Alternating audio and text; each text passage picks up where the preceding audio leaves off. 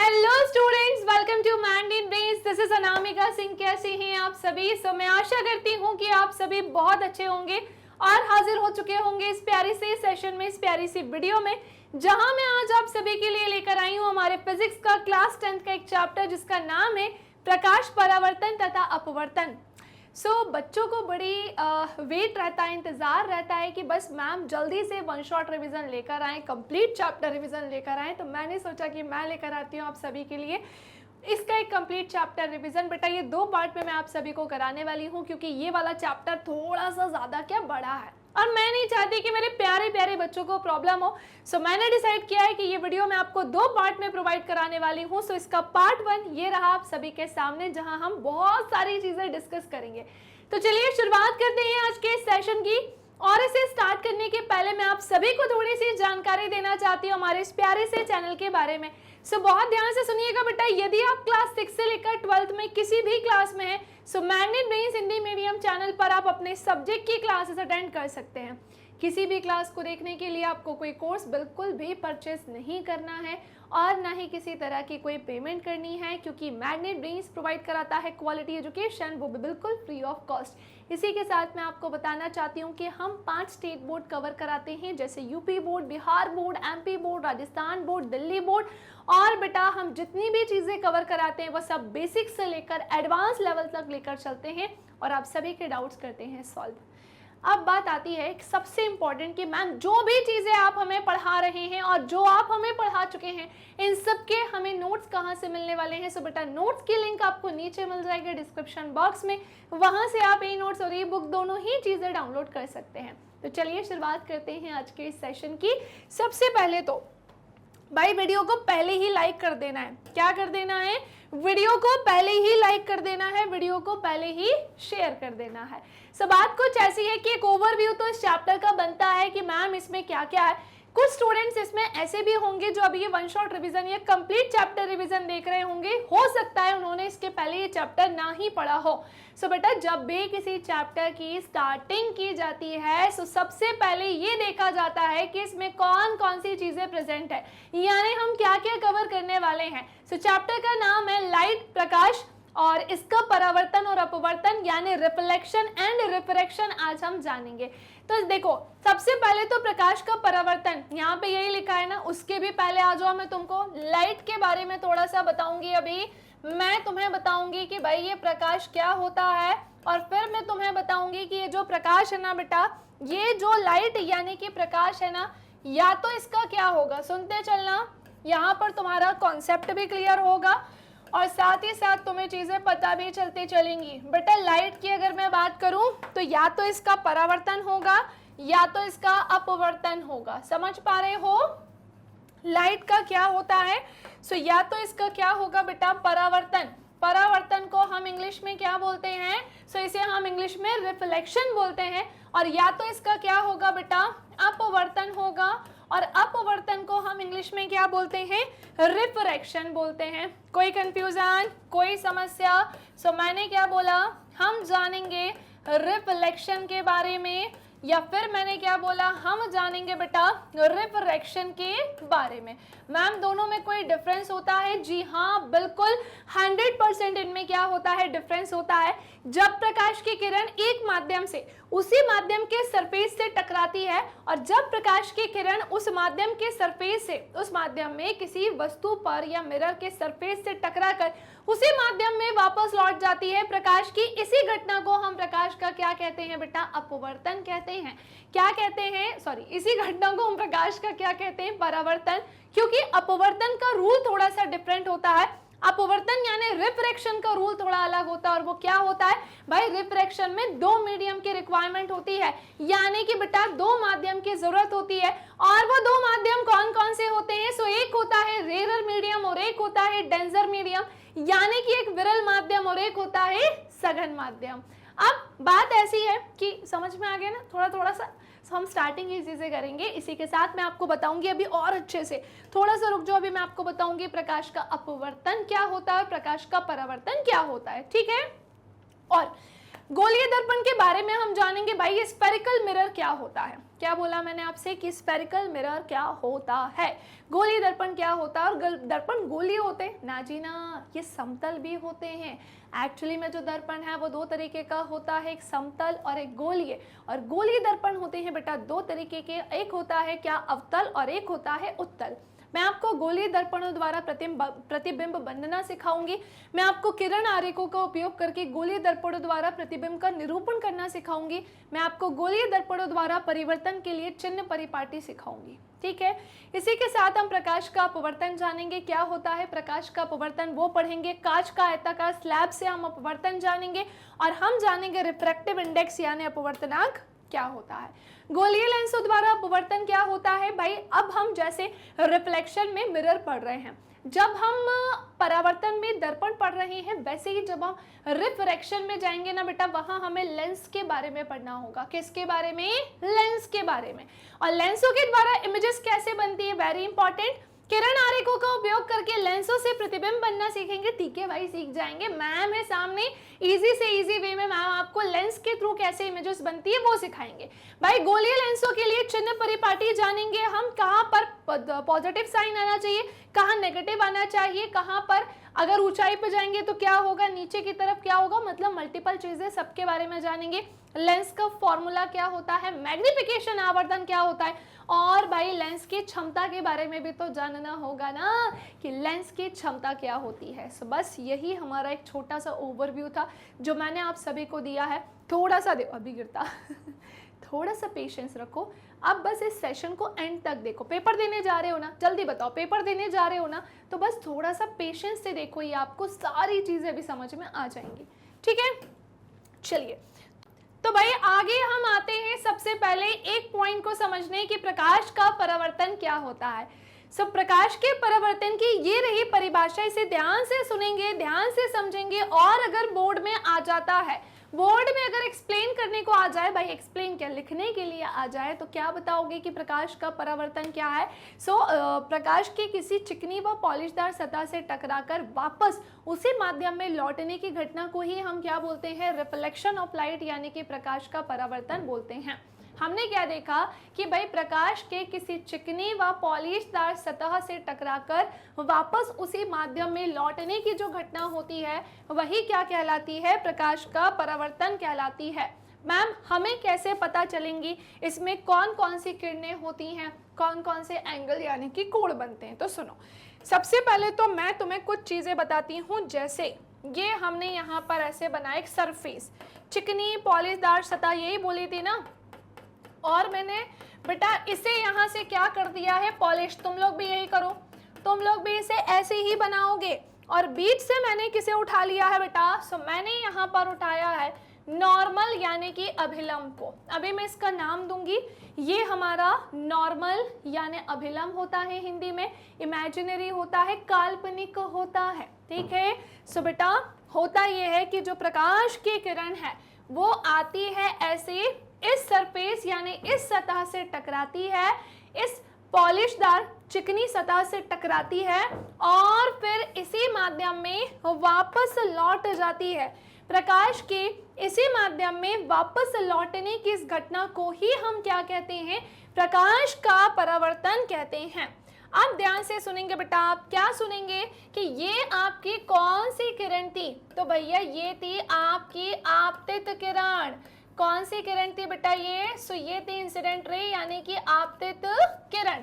दूसरी इंपॉर्टेंट चीज कि ये कौन सी किरण थी, ये थी रिफ्लेक्टेड रे यानी कि कौन सी किरण हो जाएगी बेटा ये होगी परावर्तित किरण।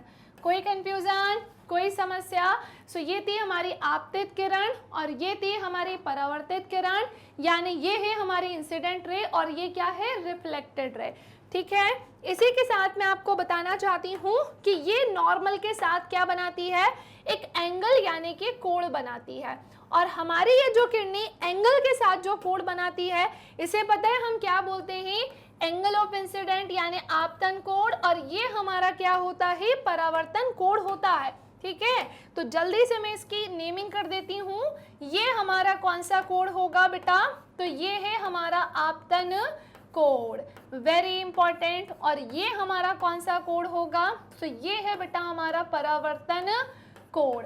ठीक है, चलिए भाई, तो हमने जान ली इस पूरी कहानी को, हमने जान लिया इस पूरी कहानी को, जहां मैम ने आपको सबसे बेसिक चीज़ें बता दी हैं, है ना, कि आपतित किरण जो ऐसे आ रही है आपतित किरण है, और यहाँ से जो ये वापस चली गई परावर्तित किरण है, ये हमारा आपतन कोण है, ये हमारा परावर्तन कोण है। अब मैं आपको परावर्तन के कुछ रूल बताती हूँ, परावर्तन के कुछ नियम बताती हूँ। पहले तो इसका स्क्रीनशॉट लो, इसका स्क्रीनशॉट ले लिया, डन डन डन डन। अब सुनो, हमने देखा कि प्रकाश के किसी चिकनी व पॉलिशदार सतह से टकराकर वापस उसी माध्यम में लौटने की घटना को ही हम क्या कहते हैं, प्रकाश का परावर्तन कहते हैं। ये हमारी आपतित किरण होती है और ये हमारी परावर्तित किरण होती है। इंसिडेंट रे है और ये हमारे रिफ्लेक्टेड रे है। ये नॉर्मल यानी अभिलंब जो कि इमेजिनरी होता है। देखो ये इसने यहाँ पर कोण बनाया है, आपतन कोण, परावर्तन कोण, जैसा मैंने अभी आपको ड्रॉ करके सिखाया। मैंने आपको बनाना जानबूझ के सिखाया ताकि एग्जाम में आपको चीज़ें याद रहें। अब बात आती है कि मैम परावर्तन का नियम हमसे क्या कहता है, तो दो नियम इसके ध्यान रखने हैं बेटा आपको। दो नियम क्या बोलोगे कि आपतित किरण, परावर्तित किरण और सतह पर नॉर्मल यानी अभिलंब सभी एक ही तल में होते हैं। समझ रहे हो? आपतित किरण, परावर्तित किरण और सतह पर लंब जो होता है, अभिलंब जो होता है, ये सभी एक ही तल में होते हैं। ये हमें पहला रूल बताता है। दूसरा रूल हमें ये बोलता है कि जो हमारा आपतित कोण, आपतन कोण है, ये हमेशा बराबर होता है बेटा किसके, परावर्तन कोण के। Angle of incidence is always equal to angle of reflection. आपतन कोण हमेशा बराबर होता है किसके, परावर्तन कोण के। ये हमें किसने बताया, तो ये हमें परावर्तन के नियम ने बताया। अब सुनो, पेपर में, बोर्ड में क्या आ जाता है कि परावर्तन के नियम बताइए, प्रकाश के परावर्तन के नियम बताइए। तो आप क्या बोलोगे, प्रकाश के परावर्तन के नियम क्या होते हैं। सो प्रकाश का परावर्तन का नियम एक मैंने बता दिया, दूसरा बता दिया, ये आप लिख लीजिएगा। ये आप क्या करेंगे, अच्छे से नोट डाउन कर लेंगे बेटा, ठीक है। कैसे नोट डाउन करना है, तो ऐसे करना है। पहला नियम, आपतन कोण परावर्तन कोण के बराबर होता है। Angle of incidence is always equal to angle of reflection. और दूसरा नियम हमसे कहता है कि आपतित किरण, परावर्तित किरण तथा आपतन बिंदु पर डाला गया जो लंब होता है, वो तीनों एक ही पृष्ठ पर स्थित होते हैं, अर्थात कैसे होते हैं, समतलीय होते हैं। समझ पाए कि नहीं समझ पाए? ये दो रूल, दो नियम आपको इसे लेकर लिखने हैं। एक चीज और, हमने एक छोटी सी चीज मिस आउट हुई है, उसे आप ऐसे ही समझ लिए। मैंने आपको बताया था प्रकाश का परावर्तन होता है, अपवर्तन होता है, लेकिन प्रकाश यानी कि लाइट क्या होती है, थोड़ा सा इस पर चर्चा करते हैं। पहले बताओ, रिफ्लेक्शन वाला पॉइंट तो क्लियर हो गया ना आपको, ये चीजें पूरे अच्छे से डन हो गई हैं। आप बता दोगे ना प्रकाश का परावर्तन क्या होता है और प्रकाश के परावर्तन के रूल यानी कि नियम क्या होते हैं। एक छोटू सा लाइन आपको लिखना है, कुछ नहीं करना, कुछ ऐसा मिस आउट नहीं हुआ है, बड़ा एक सिंपल सी छोटू सी लाइन लिखनी है कि भाई लाइट यानी कि प्रकाश क्या होती है। तो लिखना, प्रकाश ऊर्जा का एक रूप है। क्या लिखोगे प्रकाश के बारे में कि भाई ये ऊर्जा का एक रूप है, ऊर्जा का एक रूप है जो किसी वस्तु को देखने में, जो किसी वस्तु को देखने में, जो किसी वस्तु को देखने में हमारी सहायता करता है, जो किसी वस्तु को देखने में हमारी सहायता करता है, हमारी सहायता करता है। प्रकाश ऊर्जा का एक रूप है जो किसी वस्तु को देखने में हमारी सहायता करता है, सिंपली। और इसका परावर्तन अपवर्तन रूल मैंने आपको परावर्तन के बता दिए। चलो आगे बढ़ जाऊं अब मैं, ठीक है। सो अब बात आती है कि हमने ये तो जान लिया मैम ये इमेजेस क्या होती हैं, मैम ये प्रतिबिंब क्या होते हैं। भाई रिफ्लेक्शन अगर तुम पढ़ोगे, इमेज फॉर्मेशन ना पढ़ो, ये तो हो ही नहीं सकता है। सो हम अब पढ़ने जा रहे हैं प्रतिबिंब का बनना यानी इमेज के बारे में। तो मुझे एक बात बताओ, इमेज कैसी बन सकती है, या तो रियल बनेगी या तो वर्चुअल बनेगी। फॉर एग्जाम्पल, अगर मैं अभी मेरे सामने ये कैमरा है, ठीक है, और मेरे सामने पूरा स्टूडियो है, तो मैं ये सारी चीज़ें महसूस नहीं कर रही हूँ, एक्चुअली मैं देख रही हूँ। ये मेरे सामने कैसा है बेटा, रियल है, ठीक है। नेक्स्ट आते हैं, आप लोग वहाँ से मुझे देख रहे हो, मेरी जो इमेज है वो एक्चुअल में छू सकते हो क्या? नहीं छू सकते। या हम ऐसा बोल सकते हैं कि जब घर में हम हमारे मिरर के सामने खड़े होते हैं, यही बोल रही हूँ ना मैं, कि जब हम मिरर के सामने खड़े होते हैं तो हम पाते हैं कि यार हूबहू हमारे जैसा एक पर्सन हमें वहाँ प्रतीत हो रहा है। हम एक्चुअल में हैं क्या? वो नहीं होते हैं, वो हमारी इमेज होती है। रियल होती है क्या? ना जी ना। रियल तो मेरे सामने ये कैमरा है। फिर मैम वो कौन सी इमेज होती है? वो वर्चुअल इमेज होती है, उसे हम आभासी प्रतिबिंब कहते हैं। सो वस्तु के किसी बिंदु से चलने वाली प्रकाश किरणें परावर्तन या फिर अपवर्तन के पश्चात जिस बिंदु पर मिलती हैं या फिर मिलती हुई प्रतीत होती हैं, उस बिंदु को ही प्रथम बिंदु का प्रतिबिंब कहा जाता है। और प्रतिबिंब जो है मेनली दो तरीके के होते हैं, एक रियल और एक वर्चुअल। बेस्ट एग्जाम्पल इसका हम खुद है, जैसे मेरे सामने ये सामने जो कैमरा दिखाई दे रहा है वो, और आप अपने घर में आजू बाजू की चीज़ें देखो जिसे एक्चुअली में आप छूकर प्रॉपर कह सकते हो कि हाँ ये कोई वस्तु है। समझ रहे हो? महसूस कर रहे हो आप उसे प्रॉपर तरीके से। लेकिन वहीं अगर हम एक मिरर के सामने खड़े होते हैं, हम हूबहू अपने आप को देख सकते हैं, लेकिन वो हमारी रियल इमेज नहीं है, बल्कि वो हमारा एक आभासी प्रतिबिंब होता है, यानी कि बेटा एक वर्चुअल इमेज होती है। समझ पा रहे हो? जैसे इसे ध्यान से देखो, हमने देखा कि ये एक ऑब्जेक्ट है और हम देख पा रहे हैं कि ये यहाँ पर इसकी एक वर्चुअल इमेज बना रहा है ना। हमने देखा कि मिरर के साइड इसकी कौन सी इमेज बन रही है? वर्चुअल इमेज बन रही है, एक आभासी प्रतिबिंब है। और वहीं हम यहाँ पर एक कॉनकेव मिरर देख रहे हैं, जहां ऑब्जेक्ट यहाँ है, वस्तु का प्रतिबिंब भले ही उल्टा है लेकिन है तो रियल। मैम ये कैसे होता है? सो इसके होने के पीछे एक रीजन होता है, मिरर एक रीजन होता है, दर्पण एक रीजन होता है। जब किसी बिंदु से चलने वाली प्रकाश किरणें परावर्तन के पश्चात बेटा, यानी कि किसके पश्चात? रिफ्लेक्शन के पश्चात किसी दूसरे बिंदु पर वास्तव में मिलती हैं, तो इस दूसरे बिंदु पर बने प्रतिबिंब को उस बिंदु वस्तु का वास्तविक प्रतिबिंब कहते हैं। क्या कहते हैं? वास्तविक प्रतिबिंब यानी रियल इमेज कहते हैं।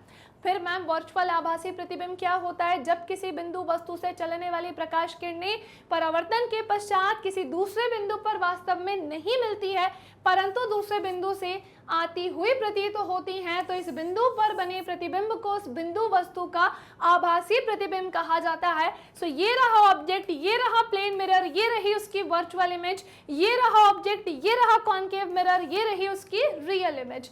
कैसे होता है, क्यों होता है? तो भाई धीरे धीरे करके समझ में आएगा बेटा, एकदम से समझ में नहीं आएगा। पर आपको ये तो समझ में आ गया कि रियल बोले तो प्रॉपर सामने ऐसा होगा जिसे हम टच करके बोलेंगे हाँ ये रियल है। हम अपने आप को मिरर के सामने ऐसे टच करके नहीं बोल सकते कि ये रियल है, वो वर्चुअल ही होगा प्लेन मिरर के सामने। ठीक है, चलो दर्पण का कॉन्सेप्ट मैं आपको समझाऊं। चलो मैं आपको अब दर्पण का जो कॉन्सेप्ट है वो समझाती हूँ। सो बेटा ये जो दर्पण होते हैं ना, फर्स्ट ऑफ ऑल ये जो मिरर होते हैं, समझ पा रहे हो? दर्पण यानी कि किसकी बात कर रही हूँ बेटा? मैं इस मिरर की बात करूँ। सो एक्चुअली में ये जो मिरर होते हैं ये दो प्रकार के होते हैं, यानी कि होते हैं कितने तरीके के? दो तरीके के। कौन कौन से? तो भैया दर्पण जो होता है, एक होता है क्या बेटा? समतल दर्पण, है ना। एक होता है प्लेन मिरर यानी कि समतल दर्पण, और एक होता है स्फेरिकल मिरर यानी कि बेटा गोलीय दर्पण। कौन सा दर्पण? सो एक होता है क्या? स्फेरिकल मिरर यानी कि बेटा गोलीय दर्पण। चलो भाई इसका नाम हम लिख देते हैं। सो हमने क्या लिखा है कि ये हमारा हो जाएगा प्लेन मिरर। कौन सा मिरर होगा? सो ये है प्लेन मिरर, और ये हमारा क्या होगा? सो ये होगा हमारा स्फेरिकल मिरर। कौन सा मिरर? Spherical mirror. ठीक है, और सुनो ये जो स्फेरिकल मिरर है ना, ये भी कितने तरीके का होता है? ये जो स्फेरिकल मिरर है ये भी होता है भाई दो तरीके का। रुको जरा, है ना, ये होता है दो तरीके का। और वो कौन कौन से होता है बेटा? जल्दी से नोट डाउन करेंगे। एक होता है अवतल दर्पण और एक होता है क्या बेटा? उत्तल दर्पण। यानी कि बेटा एक होता है क्या? कॉनकेव मिरर, एक होता है क्या? कॉनकेव मिरर, और एक क्या होता है? Convex mirror. समझ पाए कि नहीं समझ पाए? सो एक क्या होता है कॉनकेव मिरर और एक क्या होता है कॉन्वेक्स मिरर। कोई कंफ्यूजन?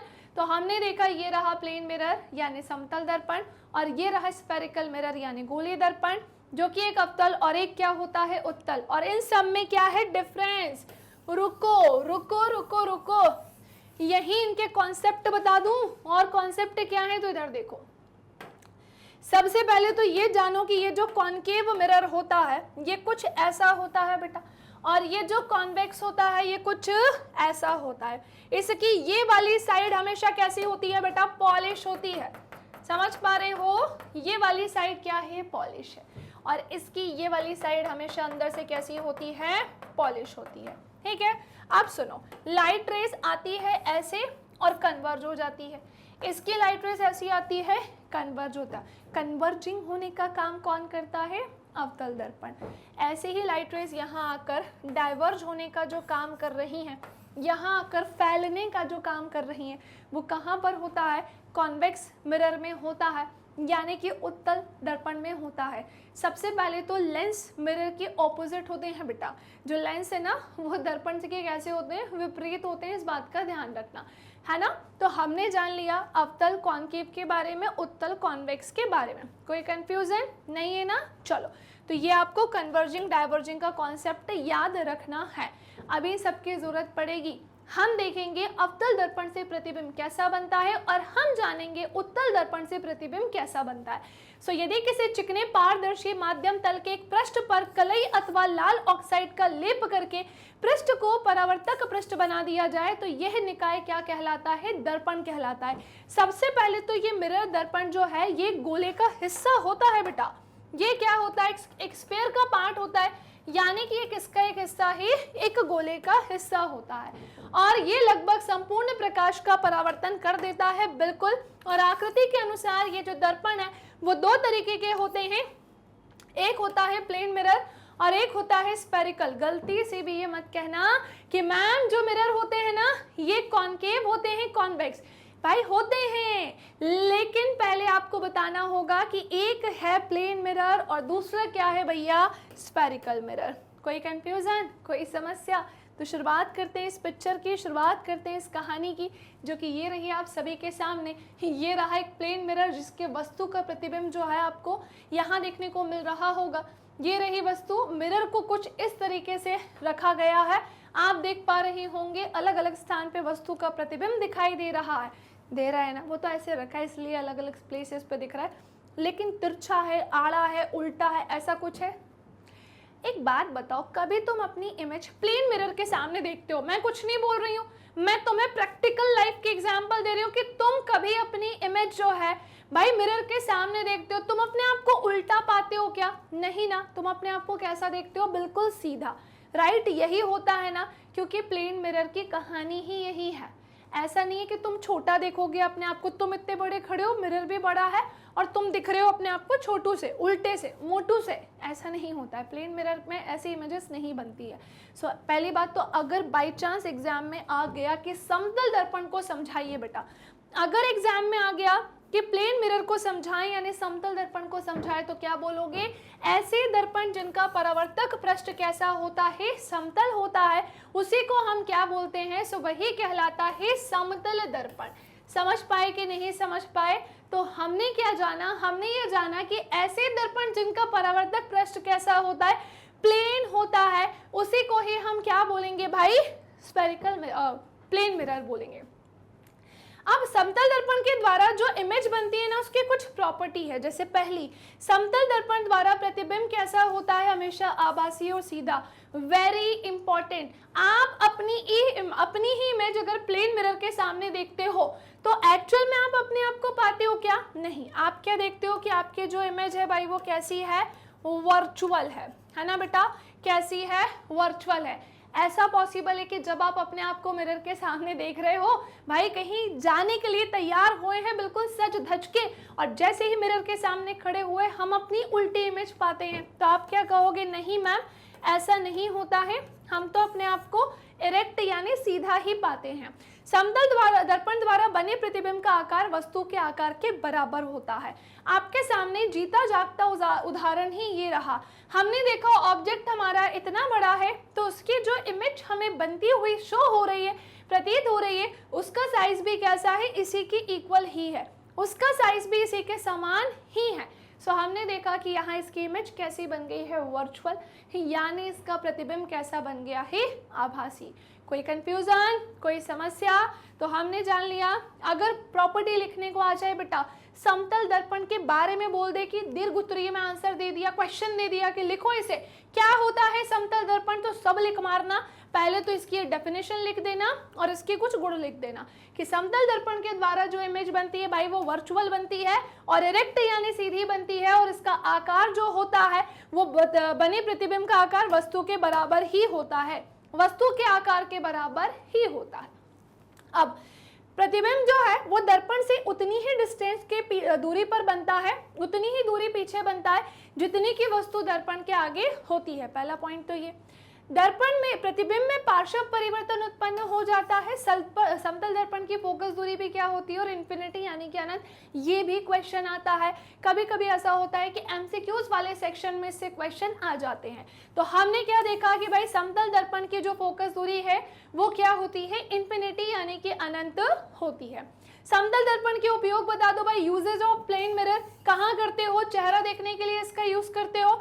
परिदर्शी व रूपकदर्शी बनाने में भी किसका यूज किया जाता है, प्लेन मिरर का यूज किया जाता है। कोई समस्या, कोई प्रॉब्लम नहीं ना? तो चलो फिर अब स्टार्ट करते हैं स्फेरिकल मिरर को यानी कि गोलीय दर्पण को।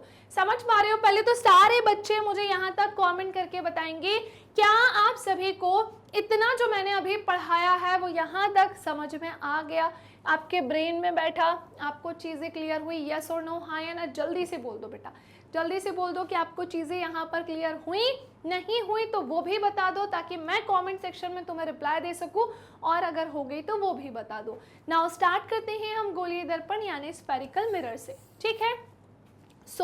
यदि किसी कांच के खोखले गोले को काटकर उसके पृष्ठ पर चांदी की पॉलिश या फिर कलई कर दी जाए तो प्राप्त दर्पण को ही हम क्या कहते हैं, गोलीय दर्पण कहते हैं। प्राप्त दर्पण ही क्या कहलाता है, गोलीय दर्पण, अर्थात ऐसा दर्पण जिसका परावर्तक सतह जो है स्फेरिकल यानी गोलीय होती है उसी को हम गोलीय दर्पण कहते हैं। और गोलीय दर्पण जो है ये दो प्रकार के होते हैं, एक होता है कॉनकेव और एक होता है कॉन्वेक्स। नोट डाउन करो इसे, अभी पढ़ाया, जस्ट अभी पढ़ाया कॉनकेव और कॉन्वेक्स के बारे में, ठीक है? चलो अब आते हैं हम इसे पढ़ने के लिए। किसका परावर्तक पृष्ठ अंदर की ओर होता है, यह बाहर की ओर उभरा होता है। इसी के साथ मैं आपको बताऊंगी पॉलिश किधर होती है ना? हालांकि जस्ट अभी मैंने आपको ये बताया। चलो इसको हम थ्योरी फॉर्मेट में देखते हैं। सबसे पहली चीज, वह गोलीय दर्पण जिसका परावर्तक पृष्ठ अंदर की ओर दबा हुआ होता है, अर्थात परावर्तन जो है वो दबे पृष्ठ से होता है, वही अवतल दर्पण कहलाता है। ये रहा इसका परावर्तक पृष्ठ, ये रहा हमारा मिरर, और ये रहा यहाँ से ये पॉलिश, है ना? अब ऑब्वियस सी बात है, लाइट रेस अगर इस पॉलिश वाले सेक्शन पे पड़ेगी सो लाइट जो है वहीं पर एब्जॉर्ब हो जाएगी। जैसे प्लेन मिरर के सामने जब हम खड़े होते हैं सो रिफ्लेक्शन होता है, लेकिन उसके पीछे जो पॉलिश वाला सेक्शन है वहाँ रिफ्लेक्शन होगा क्या? नहीं होगा, लाइट रेस वहाँ एब्जॉर्ब हो जाएंगी। सो वैसे ही यहाँ पर है, लाइट रेस यहाँ आएगी, कन्वर्ज होगी, यहाँ ऐसे आएगी, कन्वर्ज होगी, जैसा कि अभी मैंने आपको बताया, ठीक है? वह गोलीय दर्पण जिसका परावर्तक पृष्ठ जो है अंदर की ओर दबा होता है, अर्थात परावर्तन दबे पृष्ठ से होता है, उसी को ही हम क्या कहते हैं, कॉनकेव मिरर कहते हैं। प्रकाश की आपतित किरण सामान्यतः परावर्तन के पश्चात अपसारी हो जाती है, अतः ये अपसारी दर्पण भी कहलाता है, क्योंकि ये लाइट रेस को बेटा कन्वर्ज करने का काम करता है। दैट्स व्हाई हम इसे कन्वर्जिंग मिरर के नाम से भी जानते हैं। बोलो जल्दी, किस नाम से जानते हो आप इसको? कन्वर्जिंग मिरर, यानी कि अब सारे दर्पण के नाम से भी आप इसे जानते हो। ओके, नाउ नेक्स्ट आते हैं अब हम उत्तल दर्पण की तरफ, यानी कि कॉन्वेक्स मिरर की तरफ। वह गोलीय दर्पण जिसका परावर्तक पृष्ठ बेटा बाहर की ओर उभरा हुआ सा होता है, अर्थात परावर्तन उभरे पृष्ठ से होता है, उसी को हम कॉन्वेक्स मिरर कहते हैं। सो ये रहा हमारा मिरर जो यहाँ अंदर के साइड से क्या होता है, पॉलिश होता है, लाइट रेज यहाँ से आती हैं और कन्वर्ज होने का ऐसे काम करती हैं। सामान्यतः प्रकाश की किरण परावर्तन के पश्चात अभिसारी हो जाती हैं और अतः ये अभिसारी दर्पण भी कहलाता है। इसे हम डाइवर्जिंग मिरर के नाम से भी जानते हैं, क्योंकि कन्वर्जिंग मिरर हमारा कॉनकेव होता है और डाइवर्जिंग मिरर हमारा कौन सा होता है, कॉन्वेक्स होता है। ठीक है, तो कहाँ पर लाइट रेस फैलने का काम कर रही हैं, उत्तल में। कहाँ पर पास आ जाती है, मतलब अंदर की तरफ ऐसे लड़ती हैं, फाइट करती हैं, तो हम क्या बोलेंगे, वो कॉनकेव में करती हैं। अरे भाई ये क्या आ गया, अब ये सोच रहे हो ना कि मैम ये सब क्या आ गया है यहाँ पर। ये है कुछ ऐसी चीज़ें, आपकी कुछ ऐसी कॉन्सेप्चुअल चीज़ें जो अब अगर नहीं सीखी ना, सो आप इमेज फॉर्मेशन नहीं कर पाओगे बेटा। सो अब अगर आपने ये नहीं जाना ना, सो मैं आपको क्लियर कर दूं कि आप इमेज फॉर्मेशन नहीं कर पाओगे। तो जो हम वस्तु का प्रतिबिंब बनाएंगे, अब उत्तल में अलग बनाएंगे, अवतल में अलग, इन्हीं से रिलेटेड मैं आपको कुछ ऐसे टर्मिनोलॉजी यानी शब्दावली बताने जा रही हूँ जो हमें वस्तु का प्रतिबिंब बनाने के लिए सीखनी होगी, है ना। तो सुनो, पहली बात तो अगर मैं बात करती हूँ अवतल दर्पण के बारे में, है ना। सुनो, मैं तुम्हारे कुछ कॉन्सेप्ट बताऊं। ये मैंने क्या लिखा यहाँ, अवतल दर्पण, और बेटा ये मैंने यहाँ पर क्या लिखा है, उत्तल दर्पण, है ना। कोई कंफ्यूजन, कोई समस्या होनी तो नहीं चाहिए बेटा ऐसे, है ना, होनी तो नहीं चाहिए कोई समस्या। ये ऐसे गया और ये ऐसे जाएगा, ऐसे ही ऐसे ऐसे और ये ऐसे जाएगा। ज़्यादा गंदा बन गया क्या, चलो ढंग से बनाओ ऐसे, ऐसे ऐसे और ये ऐसे जाएगा। ठीक है, चलो। सो बात कुछ ऐसी है कि जो अवतल दर्पण होता है और जो उत्तल दर्पण होता है, दोनों में प्रतिबिंब बनता है। अब मैम कैसे क्या होता है, तो अवतल दर्पण में 6 तरीके से प्रतिबिंब बनती है, 6 तरीके से इमेजेस जो हैं बनती हैं। और जो कॉन्वेक्स होता है ना बेटा, उसमें 2 तरीके से इमेजेस बनती हैं। कितने तरीके से, 2 तरीके से इमेजेस बनती हैं। अब वेरी इंपॉर्टेंट कि ये जो 6 तरीके से इमेजेस बनती हैं, उनमें से भाई जो 5 तरीके से इमेज बनती है वो होती है रियल, और जो 1 तरीके से इमेज बनती है वो होती है वर्चुअल यानी कि आभासी। वहीं अगर हम बात करते हैं कॉन्वेक्स की, सो इसमें तो वर्चुअल इमेज ही बनती है, दोनों ही कंडीशन में एक आभासी प्रतिबिंब ही बनेगा। अब आप सोच रहे होंगे कि मैम वो 6 कंडीशन या 5 या 1 कंडीशन या इसकी 2 कंडीशन कैसी होती है, जहां पर रियल और वर्चुअल या फिर कॉन्वेक्स में वर्चुअल इमेज ही बन रही है। उसके लिए हमें ऑब्जेक्ट को बेटा अलग अलग प्लेसेस पर रखना होगा, और अलग अलग प्लेसेस पर रखने के लिए क्या करना होगा, कुछ बातें जाननी होंगी कि मैम वक्रता केंद्र क्या होता है ना, ध्रुव यानी पोल क्या होता है, ऐसे करके कुछ चीज़ें हैं जो हमें जाननी होगी। चलो जानते हैं, शुरुआत करते हैं गोलीय दर्पण से संबंधित कुछ परिभाषाएं, some definitions related to spherical mirror, चाहे कॉनकेव हो या कॉन्वेक्स, दोनों के लिए मैं आपको ये सिखाने जा रही हूँ। जहाँ सबसे पहले मैं स्टार्टिंग कर रही हूँ वक्रता केंद्र यानी सेंटर ऑफ कर्वेचर से। क्या होता है ये सेंटर ऑफ कर्वेचर? सो गोलीय दर्पण का परावर्तक पृष्ठ जिस खोखले गोले का भाग होता है, उस गोले के केंद्र को ही हम गोलीय दर्पण का वक्रता केंद्र यानी कि क्या बोलते हैं बेटा, इसे हम बोलते हैं सेंटर ऑफ कर्वेचर। इसका किससे प्रदर्शित किया जाता है, कैपिटल सी से किया जाता है। अब इसमें तो हम समझेंगे, पहले इधर आओ, ठीक है। यहाँ देखो मैं क्या बना रही हूँ इसमें, तो मैं बना रही हूँ यहाँ पर सबसे पहले वक्रता केंद्र, है ना। क्या बना रही हूँ, सो मैं बनाने जा रही हूँ यहाँ पर वक्रता केंद्र के बारे में। हम यहाँ पर सेंटर ऑफ कर्वेचर के बारे में पढ़ेंगे, ठीक है। वक्रता केंद्र जिसे हम क्या बोलते हैं, सो जिसे हम बोलते हैं सेंटर ऑफ कर्वेचर। क्या बोलते हैं बेटा, सो ये हमारा क्या होता है, सेंटर ऑफ कर्वेचर होता है। कैसे पहचानोगे इसे तुम, तो देखो सबसे पहली चीज कि मैं तुम्हें ये कॉनकेव कॉन्वेक्स दोनों में बता रही हूँ। ओके चलो, तो मैंने ये बनाया हमारा कॉनकेव और ये मैंने बनाया हमारा कॉन्वेक्स। इसे मैं यहाँ से क्या कर रही हूँ भैया, पॉलिश जो कि बेटा ये ऐसे होता ही है ना, और इसे मैं यहाँ से क्या कर रही हूँ पॉलिश, जो कि ऐसा होता ही है। ठीक है, नाउ इस वाले सेक्शन की तरफ अगर मैं आ जाती हूँ तो ये एक्चुअली में देखो, दोनों को ही देखो ध्यान से, ये भी एक स्फीयर का पार्ट होता है ना, ये भी एक स्फीयर यानी गोले का पार्ट है। तो इनके गोले का जो सेंटर होता है, इन स्फीयर यानी गोले का जो केंद्र होता है, वही क्या कहलाता है बेटा, सेंटर ऑफ कर्वेचर, यानी इसी को हम किस नाम से जानते हैं, सो यही हमारा जाना जाता है वक्रता केंद्र के नाम से, और इसे हम कैपिटल सी से डिनोट करते हैं, चाहे आपका वो कौन सा मिरर हो, कॉनकेव मिरर हो या फिर वो कौन सा मिरर हो, कॉन्वेक्स मिरर हो। ठीक है ना, चाहे वो कौन सा मिरर हो बेटा आपका अवतल, या फिर वो आपका कौन सा मिरर हो उत्तल। बताओ कोई कंफ्यूजन, कोई समस्या? चलो मुझे नहीं लगता होनी चाहिए। नेक्स्ट आते हैं अगली कहानी पे। वक्रता केंद्र सेंटर ऑफ कर्वेचर होता है यहाँ पर कंप्लीट।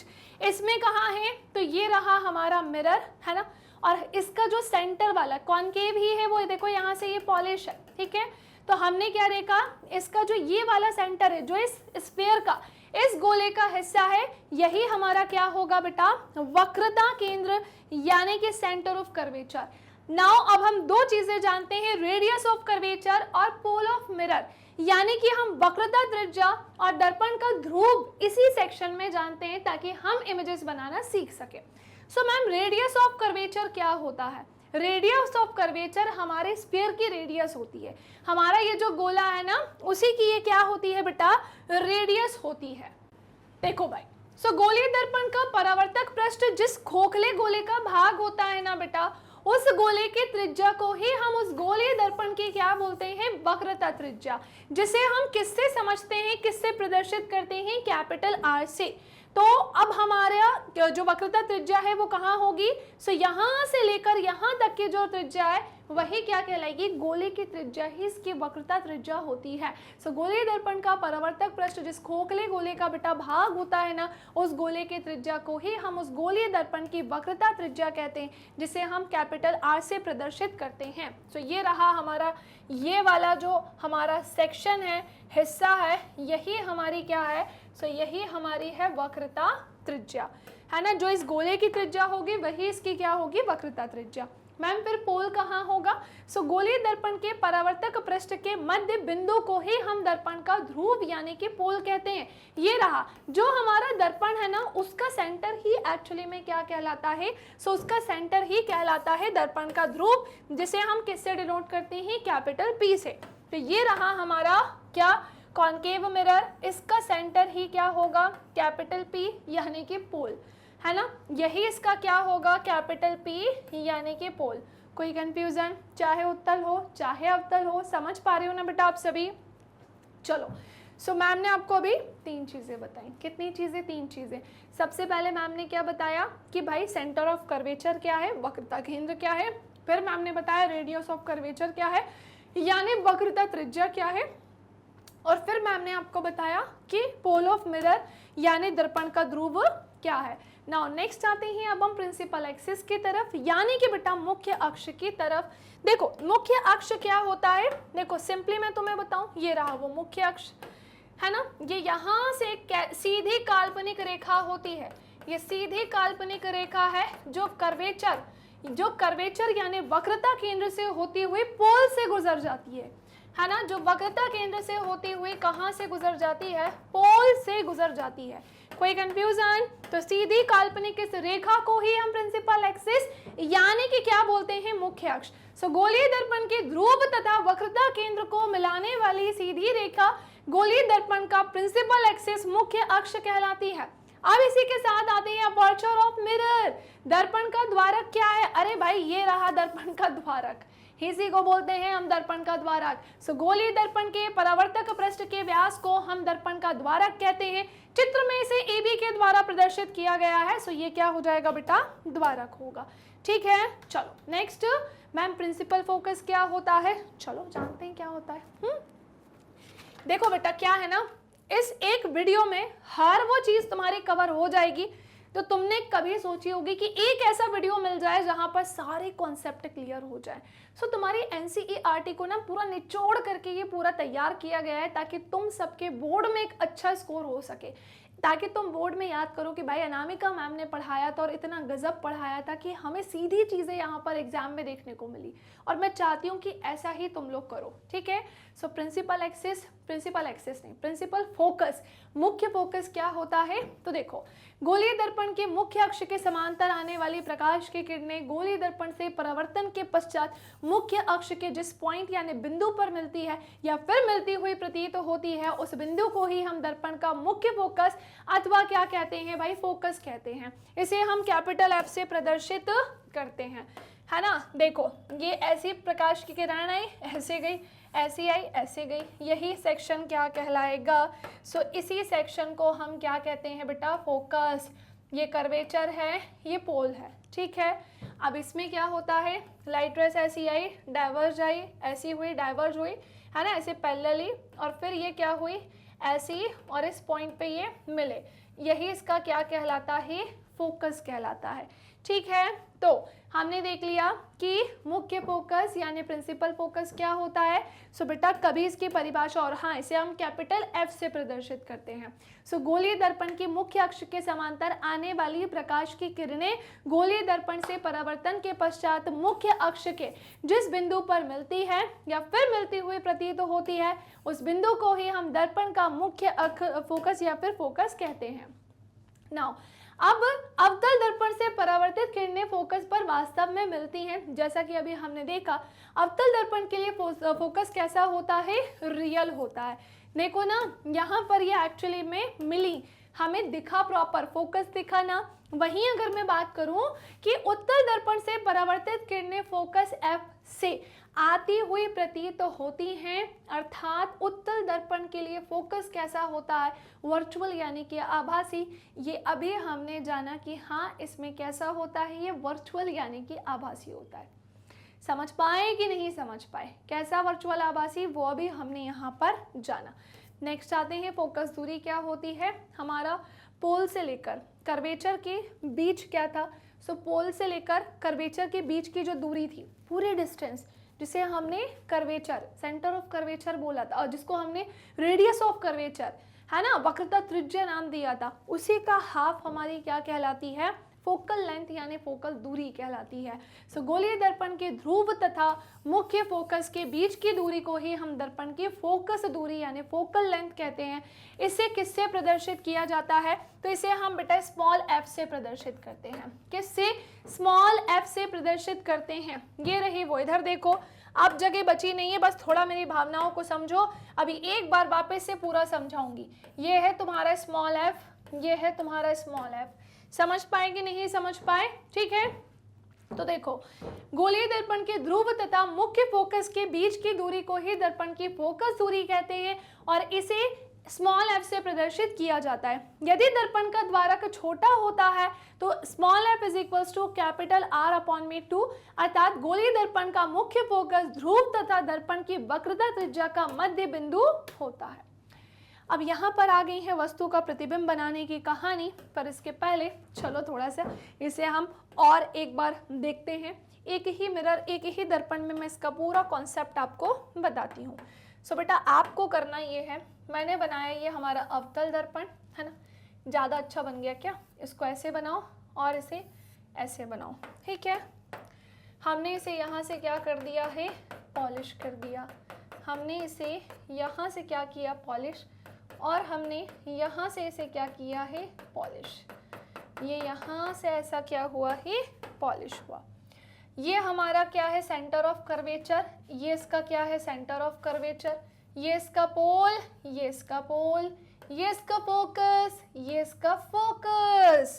तो सुनो सुनो सुनो देवियों और सज्जनों, देखो, ये कर्वेचर, ये फोकस और ये पोल। कर्वेचर, फोकस और ये पोल। एंड मैम ये क्या है? तो ये एक सीधी काल्पनिक रेखा है बेटा, इसकी बहुत आवश्यकता होगी, है ना।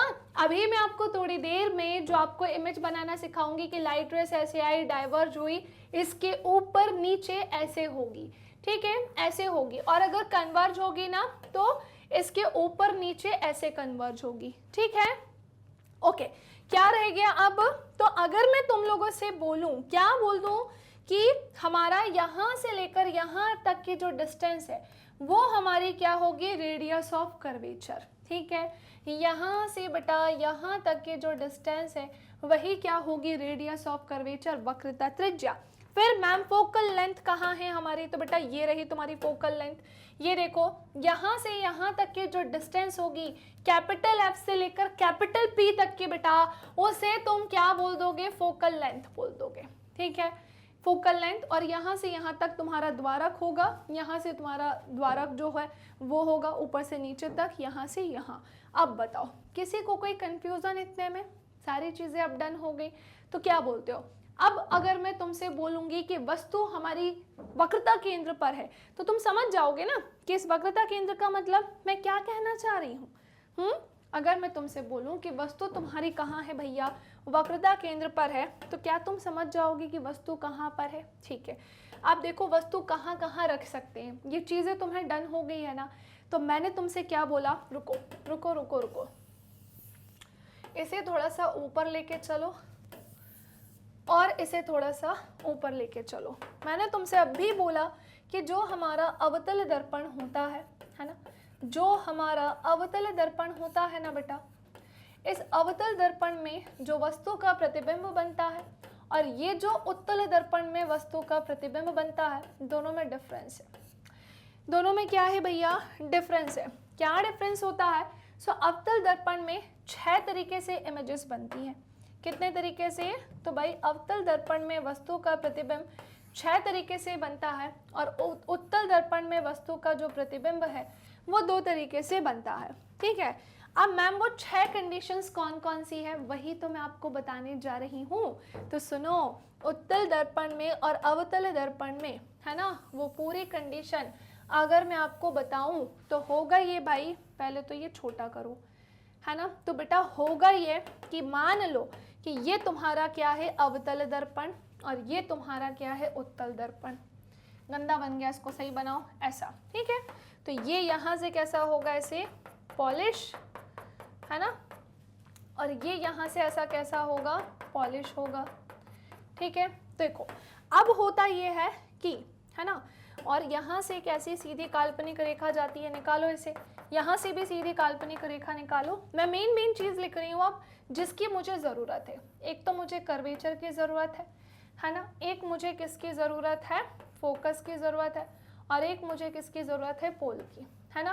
कर्वेचर, सॉरी इसका फोकस कहाँ चला गया? हाँ, ये पोल है, ये फोकस है बेटा, और ये क्या हो जाएगा? कर्वेचर। देखो मेरी बात समझो, वस्तु कहाँ कहाँ रखेंगे? 6 कंडीशन क्या क्या होगी? तो पहले तो वस्तु कहाँ पर होगी? इन्फिनिटी, अनंत। फिर वस्तु कहाँ रखेंगे? अनंत और कर्वेचर के बीच में। फिर कहाँ रखोगे बेटा? कर्वेचर पे। कर्वेचर फोकस के बीच, फिर फोकस पे रखोगे, फिर फोकस और पोल के बीच। मुझे बताओ कितने तरीके से वस्तु को रखा? 1 2 3 4 5 6। कितने तरीके से वस्तु को रखा है? 6 तरीके से। ऐसे यहाँ पर वस्तु कहाँ होगी? अनंत, और कहाँ होगी? अनंत और पोल के बीच में। समझ पाए कि नहीं? या तो अनंत होगी या तो अनंत और पोल के बीच में होगी। 2 ही तरीके से रख सकते हो। मिरर के, दर्पण के अंदर नहीं बिठाना है तुम्हें वस्तु, यहाँ पर होगी या तो या, तभी तो बोला है 2 तरीके से ही वस्तु जो है उसका प्रतिबिंब बनेगा। और वो दोनों ही कंडीशन ये रही तुम्हारे सामने, ठीक है, ये दोनों ही कंडीशन ये रही तुम्हारे सामने। तो चलो स्टार्ट करते हैं। वस्तु को सबसे पहले हम रखते हैं अनंत पर, और हम जानते हैं कि अगर वस्तु अनंत पर होती है तो वस्तु का प्रतिबिंब कहाँ पर बनता है, ठीक है। तो वस्तु का प्रतिबिंब कहाँ पर बनता है इसे देखने के पहले सबसे पहले देखो, सबसे पहली कंडीशन मैं तुम्हें बताती हूँ, और वो पहली कंडीशन किसको लेकर है? कॉनकेव को लेकर है। तो हेडिंग डालो, image formation by concave mirror, यानी कि अवतल दर्पण, अवतल दर्पण द्वारा प्रतिबिंब बनना। क्लियर? अवतल दर्पण द्वारा बेटा क्या बोला है? अवतल दर्पण द्वारा प्रतिबिंब बनना, प्रतिबिंब बनना ये मैं आपको यहाँ पर बताने जा रही हूँ कि अवतल दर्पण के द्वारा जो वस्तु का प्रतिबिंब है वो कैसे बनेगा। सबसे पहले तो मैंने आपसे क्या बोला, पहली कंडीशन, हमारा जो ऑब्जेक्ट है ना बेटा, ध्यान से समझना, कुछ भी नहीं रटवा रही हूँ, सिंपली आपसे कह रही हूँ कि हमारा जो ऑब्जेक्ट है पहली कंडीशन में वो पास में नहीं बल्कि दूर रखना है। कहाँ रखोगे, इन्फिनिटी पर रखोगे। तुम्हारा ऑब्जेक्ट अभी कहाँ पर है, सो भैया ये है इन्फिनिटी, यानी कि बेटा कहाँ पर है, अनंत पर है। चलो पहले पूरी कंडीशन चेक कर लेते हैं। ये हमने हमारा बना दिया भैया, मिरर बना दिया, और इसकी मुंडी को हमने यहाँ से क्या कर दिया है बेटा, पॉलिश कर दिया है। ऐसे ही आपको अपने नोट्स में बनाना है, ऐसे ही आप इसे कहाँ बनाओगे बेटा, अपने नोट्स में बनाओगे। ओके, फिर हमने क्या देखा, फिर हमने देखा ये हमारा कर्वेचर है, ये हमारा फोकस, ये हमारा पोल, फोकस और कर्वेचर। अब होगा ये कि जो लाइट रेज है ऐसी आएंगी, मिरर से टकराएगी। कहाँ से आई और ये लाइट रेज, क्योंकि हमारा जो ऑब्जेक्ट है भैया वो कहाँ रखा है, इन्फिनिटी पर रखा है बेटा। ठीक है, तो हमने देखा लाइट रेज ऐसी आई, इससे टकराई, किससे, मिरर से। कौन सा मिरर है, कॉन्केव, दर्पण कौन सा है, तो अवतल है, यानी कि इससे टकराएगी और कन्वर्ज होगी ऐसे। फिर ये ऐसी आई, फिर क्या देखा हमने, कन्वर्ज हुई इससे ऐसे। तो हमने नोटिस किया कि ये एक पॉइंट पर आकर मिल रहे हैं, और वही पॉइंट हमारा क्या कहलाता है, तो ये फोकस पर आकर मिल रहे हैं, यानी यहीं पर क्या बन रहा है, वस्तु का प्रतिबिंब बन रहा है। ठीक है, चलो तो एक कहानी हमें पता चली कि अगर हमारा जो ऑब्जेक्ट है ना बेटा, यानी कि हमारा जो वस्तु है वो कहाँ पर होगा बेटा, इन्फिनिटी पर होगा। सो वस्तु का जो प्रतिबिंब है, वेरी इंपॉर्टेंट पहला पॉइंट, कि मैम कैसा बनेगा, भैया रियल बनेगा, यानी कि कैसा बनेगा, वास्तविक बनेगा। आपको दर्पण के साइड प्रॉपर बना हुआ दिख रहा है, सो इसे हम वास्तविक ही बोलेंगे। सीधा उल्टा बेटा इन्वर्टेड बोलेंगे इसको। कैसा बोलेंगे, इन्वर्टेड, यानी कि कैसा बन रहा है, उल्टा। अगला इंपॉर्टेंट पॉइंट आप क्या बोलोगे कि भाई इसका साइज कैसा होगा, सो आप क्या कहेंगे, अत्यधिक छोटा, बिंदु के आकार का भी आप इसे बोल सकते हैं। कैसा, अत्यधिक छोटा, बिंदु के आकार का भी आप इसे बोल सकते हैं। लोकेशन इसकी क्या होगी बेटा, है ना, ध्यान से सुनो, लोकेशन इसकी क्या होगी, तो आप देख पा रहे हैं प्रिंसिपल फोकस इसकी लोकेशन है, मुख्य फोकस इसकी क्या है, लोकेशन है, जैसा कि हमने यहाँ पर देखा। कोई कंफ्यूजन, क्या मैंने आपको कुछ रटवाया, क्या मैंने आपको कुछ मन से बोल दिया कि इसको ऐसा लिख लो, नहीं, मैंने आपको पूरी कंडीशन यहाँ पर बनाकर बताई कि भाई ऐसा ऐसा होता है। जल्दी से इसका स्क्रीनशॉट ले लेंगे बेटा, फटाफट से इसका स्क्रीनशॉट ले लेंगे, एंड अपने नोट्स में इसे इसी तरह से, इसको इसी प्रकार से क्या करेंगे भाई, नोट डाउन करेंगे। ठीक है, अपने नोट्स में इसे इसी प्रकार से, इसी तरह से क्या करेंगे बेटा, नोट डाउन। सो अगर वस्तु अनंत पर होगी, सो वस्तु का प्रतिबिंब फोकस कैपिटल एफ पर बनेगा, रियल होगा, इन्वर्टेड, अत्यधिक छोटा होगा बेटा, कैसा होगा, बिंदु आकार का। सो हमने देखा ऑब्जेक्ट यहाँ था, लाइट रेज आई, ऐसे गई, ऐसे आई, ऐसे गई, किस पॉइंट पर मिले, तो ये आकर मिले फोकस पर। कहाँ आकर मिले हैं भैया, सो ये आकर मिले हैं फोकस पर। इसका भी ले लो क्या, स्क्रीनशॉट, जल्दी से बेटा इसका भी क्या ले लेंगे आप सभी, स्क्रीनशॉट। अब हम जानते हैं बेटा दूसरी कहानी को, जैसे वस्तु अनंत पर तो रख दी, अब दूसरा हम वस्तु को कहाँ रखेंगे, अनंत और वक्रता केंद्र के बीचों बीच रख देते हैं। सो हमने इस बार कहाँ रखा है, वस्तु को अनंत और वक्रता केंद्र के बीच, इस वाले सेक्शन में, इस वाली जगह पर। होगा क्या, लाइट रेज, प्रकाश की किरण ऐसे आएगी, मिरर से, दर्पण से टकराएगी, और ये फोकस से होकर ऐसे गुजर जाएगी। एक और लाइट रेज, प्रकाश की किरण आएगी, कर्वेचर से ऐसे होकर जाएगी। ध्यान रखना, एक रूल होता है, एक नियम होता है, अगर प्रकाश की किरण वक्रता केंद्र से होकर जाती है ना, सो उसी दिशा में क्या हो जाती है, वापस लौट जाती है। तो ये जैसे आई थी उसी दिशा में वापस लौट गई, है ना, जैसे आई थी उसी दिशा में वापस लौट गई। हमने देखा कि ये आपस में एक पॉइंट पर आकर मिल रहे हैं, और वस्तु का प्रतिबिंब भी वहीं पर बन रहा है। तो जब वस्तु हमारी कहाँ होती है, अनंत और वक्रता केंद्र के बीच होती है ना बेटा, सो वस्तु का प्रतिबिंब कहाँ बनता है, फोकस और वक्रता केंद्र के बीच में बनता है। ठीक है ना। दूसरी इंपॉर्टेंट चीज मुझे बताओ, रियल है या फिर इन्वर्टेड है? तो आप क्या बोलेंगे कि मैम ये ना रियल इमेज बना रहा है। बिल्कुल सही कहा है बेटा कि यहाँ पर जो वस्तु का प्रतिबिंब बन रहा है वो कैसा है, रियल है। दूसरी इंपॉर्टेंट चीज की है कैसा, तो फिर आप क्या बोलेंगे कि भाई ये है इन्वर्टेड यानी कि उल्टा, और वस्तु से तो बेटा छोटा है ना। हमारी वस्तु कितनी बड़ी थी, वस्तु का प्रतिबिंब इससे तो क्या है भाई, छोटा है। तो ये कहानी हमने यहाँ पर जान ली है। वस्तु अगर कहाँ पर है, इन्फिनिटी यानी कि अनंत पर, तो वस्तु का प्रतिबिंब किस पर बन रहा था, फोकस पर। अब हमने थोड़ा सा इस कंडीशन को आगे लेकर आए, हमने कहा इन्फिनिटी कर्वेचर के बीच में रख दो, तो फिर ये वस्तु का प्रतिबिंब फोकस से हटके कहाँ पर आ गया, कर्वेचर और फोकस के बीच में। कोई कंफ्यूजन, कोई समस्या? नाउ नेक्स्ट आते हैं। बताओ तीसरी कहानी मैम ने आपको क्या बताई, ऑब्जेक्ट को अब और पास में लेकर जाओ, कहाँ रख दोगे, सीधे सो वक्रता केंद्र पर रख दोगे। सो हमने क्या देखा कि अब हमारा जो वस्तु है भैया वो किस पर है, वो वक्रता केंद्र पर रख दी हमने डायरेक्ट। अगर वस्तु हमारी वक्रता केंद्र पर होगी ना बेटा, तो सुनो हमने क्या देखा कि हमारा ऑब्जेक्ट अब हम थर्ड कंडीशन में कहाँ पर रख रहे हैं बेटा। सो हमने देखा कि हम हमारा ऑब्जेक्ट यानी कि जो हमारी वस्तु है ना बेटा, उसे डायरेक्टली रख रहे हैं सेंटर ऑफ कर्वेचर, यानी कि कैसा, कहाँ पर बेटा, वक्रता केंद्र पर। कहाँ रख रहे हैं अब हम वस्तु को, सो हम रख रहे हैं वस्तु को वक्रता केंद्र पर। सो ये रहा हमारा क्या, तो ये है हमारा अवतल दर्पण, और इसको मैं इस वाले सेक्शन से क्या कर दूंगी बेटा, पॉलिश कर दूंगी। क्लियर? और यहाँ से क्या निकल जा रही है, सो यहाँ से निकल कर जा रही है एक सीधी काल्पनिक रेखा। कौन सी रेखा, एक सीधी काल्पनिक रेखा। हमने क्या देखा, यहाँ पर क्या होता है, पोल, यहाँ पर होता है फोकस, और ये क्या है हमारा कर्वेचर है, कर्वेचर, फोकस, और क्या है भाई, पोल। अब हम वस्तु को रख देते हैं सीधा उठा के, डायरेक्ट कहाँ पर रखेंगे भैया, तो हमने वस्तु को रख दिया है हमारे वक्रता केंद्र पर। अगर वस्तु वक्रता केंद्र पर होती है तो क्या होता है, लाइट रेज ऐसे आती है, मिरर से, दर्पण से टकराती है और फिर फोकस से होकर गुजर जाती है। ऐसे ही एक लाइट रेज, प्रकाश की किरण ऐसे आती है, फोकस से होकर आती है और ये ऐसे होकर सीधे चली जाती है।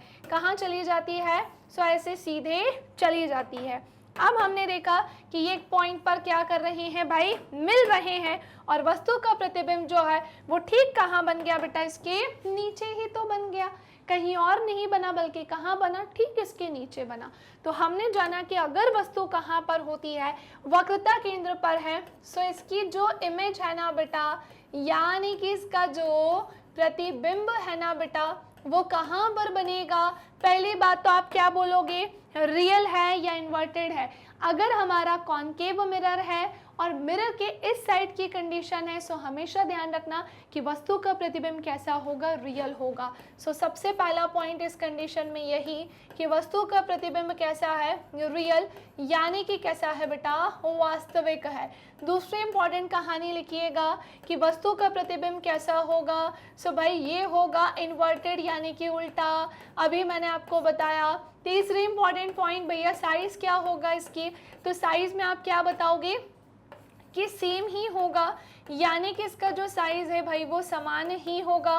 एंड लास्ट आते हैं, क्या आएंगे कि इसकी जो लोकेशन है वो कहाँ पर होगी भाई, सो इसकी जो लोकेशन है यानी कि जो इसकी स्थिति है वो होगी कहाँ पर, सेंटर ऑफ कर्वेचर पर ही, यानी कि कहाँ पर होगी बेटा, वक्रता केंद्र पर ही। तो हमने जाना कि हमने कोई भी चीज़ रटी नहीं, हमने केवल चीज़ों को ज़्यादा से ज़्यादा समझा और समझ के ही हमने इसको यहाँ पर लिखा है। ओके, सो नाउ नेक्स्ट आते हैं। इसके बाद ऑब्जेक्ट हमने इन्फिनिटी पर रखा, इन्फिनिटी और वक्रता केंद्र के बीच रखा, हमने इसे वक्रता केंद्र पर रखा।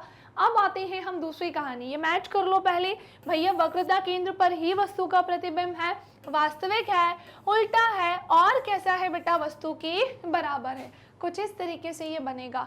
हो सकता है कि आपके एग्जाम में ये बनाने के लिए आ जाए आपको कंडीशन देकर, तो एज इट इज ऐसा ही आपको इसे बनाना है। ध्यान रखना, हर एक चीज़ सही लिख कर आना बेटा, कहाँ पॉलिश होना चाहिए इस चीज़ का भी आप क्या रखोगे, ध्यान रखोगे। ठीक है, चलो भाई, तो कितनी कंडीशन हो गई, 3 कंडीशन। चौथी कंडीशन, अब ऑब्जेक्ट कहाँ जाएगा, थोड़ा सा और पास लेकर जाओ, पहले अनंत पर था, फिर इनके बीच में था, फिर कर्वेचर पर था, अब ऑब्वियसली कहाँ रखेंगे, कर्वेचर और फोकस के बीच में रखेंगे। तो मैंने इसे रख दिया है कर्वेचर और फोकस के बिल्कुल बीचों बीच। फिर मैंने क्या किया, लाइट रेस, प्रकाश की किरण ऐसे लेकर गई, ये मिरर से टकराई, दर्पण से टकराई और किससे होकर गुजर गई भाई, फोकस से। कोई कंफ्यूजन? फिर मैंने आपसे क्या बोला कि ये ऐसे मिरर से दर्पण से टकराई और फिर ये कहाँ से होकर गुजर गई बेटा, कर्वेचर से।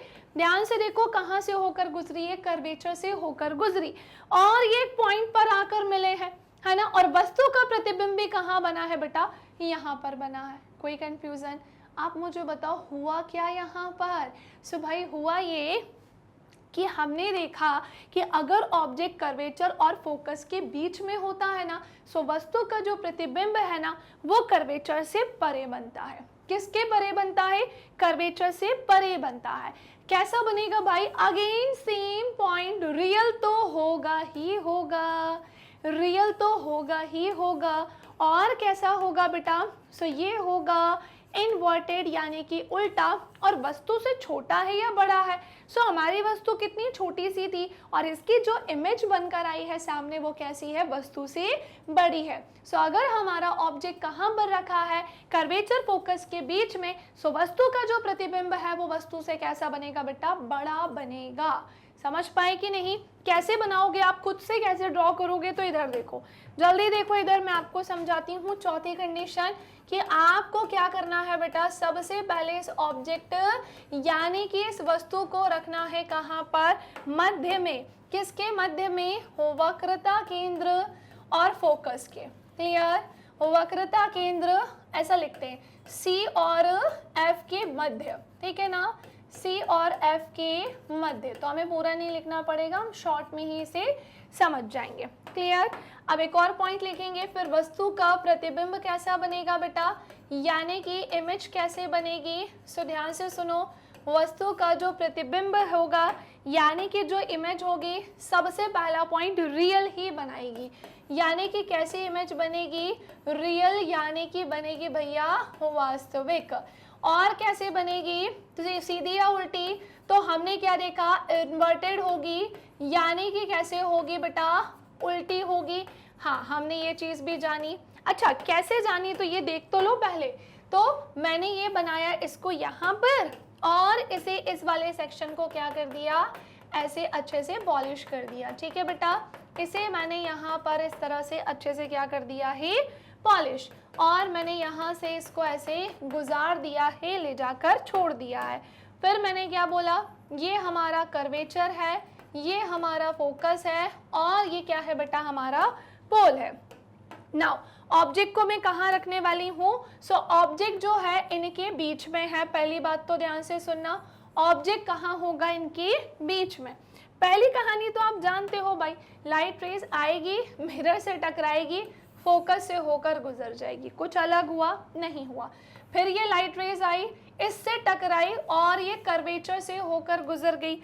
हमने देखा क्या कि ये एक पॉइंट पर आकर मिल रही हैं और यहीं पर क्या बन रहा है, वस्तु का प्रतिबिंब बन रहा है। ऐसे ही आपको अपने नोट्स में बनाना है। समझ पाए? अब हमने उसी को तो ध्यान में रखकर तो मैंने पूरा लिखा। कैसा बनाया इसने, रियल बनाया। कैसा बनाया, वस्तु सीधी रखी थी, इमेज कैसी बनी है, उल्टी बनी है।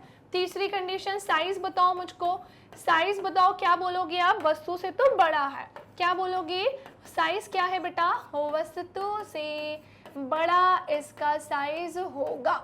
एंड सबसे लास्ट आ जाओ कि भाई लोकेशन क्या बताओगे, स्थिति क्या है इसकी, तो लोकेशन में आपको बताना है कि भाई ये क्या होगी, वक्रता केंद्र से परे होगी, है ना। वक्रता केंद्र से क्या होगी भैया, परे है। वक्रता केंद्र से परे है या इसके परे है। ओके, चलिए, तो हमने ये कहानी भी यहाँ पर जान ली है। चौथी कंडीशन भी होती है यहाँ पर डन। ठीक है ना। चौथी कंडीशन भी डन। नाउ पांचवी कंडीशन की तरफ आते हैं। अब ऑब्जेक्ट कहाँ रखोगे, पहले इंफिनिटी पर रखा, फिर हमने इंफिनिटी वक्रता केंद्र के बीच में रखा, फिर हमने वक्रता केंद्र पर रखा, फिर हमने वक्रता केंद्र और फोकस के बीच में रखा। दो कंडीशन बाकी है अब बेटा। ऑब्वियसली ऑब्जेक्ट को अब सीधे हमें कहाँ रखना पड़ेगा, इस फोकस पर रखना होगा। लाइट रेस लेकर आना, फोकस से गुजार देना, ये यहाँ से लेके जाना, ऐसे गुजार देना। होगा क्या, तो देखो इधर होगा क्या, तो देखो पांचवी कंडीशन उठा लो, है ना। फिफ्थ कंडीशन उठाओ, ऑब्जेक्ट कहाँ रखा है हमने। सो जल्दी से मेंशन करना कि बेटा हमने जो वस्तु थी ना कहाँ पर रखी है, तो इस बार हमने इसे कैपिटल F पर रखा है, यानी कि किस पर रखा है, फोकस पर रखा है। फिर हमने क्या देखा, ये हमारा क्या है, मिरर है, यानी कि ये हमारा क्या है, दर्पण है। और इसको इसके इस वाले सेक्शन से हमने क्या कर दिया है, पॉलिश कर दिया है। फिर हमने क्या देखा, यहाँ से जो ये है प्रिंसिपल एक्सिस जा रही है। फिर हमने क्या देखा, ये इसका कर्वेचर है, फोकस है और क्या है, पोल है। कर्वेचर है, फोकस है और क्या है, पोल। बताओ कहाँ रख दें ऑब्जेक्ट को, तो रख देते हैं सीधा उठा के इस फोकस पर। बताइए होगा क्या। पहली कहानी में तो ये होगा कि लाइट रेस ऐसे आएगी भाई, फोकस से होकर ऐसी चली जाएगी। दूसरी कहानी में लाइट रेस ऐसे गई, इससे टकराई एंड अगेन कर्वेचर से होकर चली जाएगी, है ना। तो हमने देखा भाई, क्या देखा कि जब ये इस तरह से जा रही है सो ये किसी न किसी पॉइंट पर तो जाकर मिलेंगे ही मिलेंगे। क्या बोला, किसी न किसी पॉइंट पर जाकर मिलेंगे ही मिलेंगे। और वही पॉइंट इसका क्या कहलाता है बेटा, सो वही पॉइंट इसका इंफिनिटी है, यानी कि क्या है भाई, अनंत है। सो अगर वस्तु फोकस पर होगी ना तो इसकी इमेज सुन लो कैसे बनेगी। इसका जो प्रतिबिंब है वो बनेगा, पहली बात तो रियल या वर्चुअल। तो पहला पॉइंट तो यही आएगा कि भाई ये बनाएगी एक रियल इमेज, वास्तविक प्रतिबिंब। बताओ सीधा या उल्टा।